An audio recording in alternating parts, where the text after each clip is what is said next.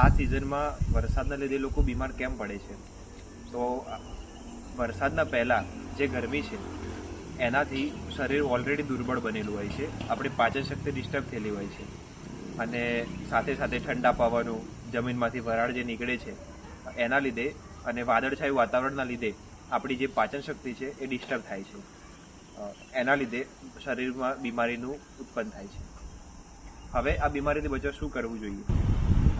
તો જ્યારે કકડીને ભૂખ લાગે ત્યારે જ જમવું જોઈએ. આગળનું ભોજન પચી જાય એના પછી તાજું ભોજન જમવાનો આગ્રહ રાખવો જોઈએ. જમવામાં જૂના અનાજ લેવા જોઈએ. ઘઉં, જવ અને જૂનું મધ વાપરવું જોઈએ. સાથે સાથે તમે મગનો ઉપયોગ કરી શકો, બાફેલા, વઘારેલા મગના સૂપનો યુઝ કરી શકો તમે. જ્યારે આકાશમાં અત્યંત વાદળા છવાયેલા હોય ત્યારે જમવામાં પર્યાપ્ત માત્રામાં ખાટા રસવાળો આહાર લેવો જોઈએ.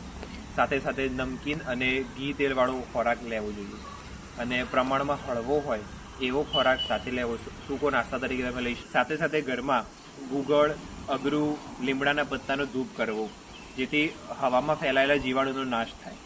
અને કેવી જગ્યાએ રોકાવું? તો જ્યાંથી વરસાદના છાંટા ના આવતા હોય, ઠંડો પવન ડાયરેક્ટ ના આવતો હોય અને જમીનની વરાળ ના આવતી હોય એવી જગ્યાએ રોકાવું જોઈએ. વર્ષા ઋતુમાં શું ના કરવું જોઈએ? તો નદીના પાણીથી દૂર રહેવું, દિવસની નિંદ્રાનો ત્યાગ કરવો, અતિશય પરિશ્રમ ન કરવો, સૂર્યના તીક્ષ્ણ તડકાથી દૂર રહેવું અને ભરપેટ ભોજન ન કરવું. આયુર્વેદ વિશેની આવી માહિતી મેળવવા માટે અમારી સાથે જોડાયેલા રહો. જય ધન્વંતરી.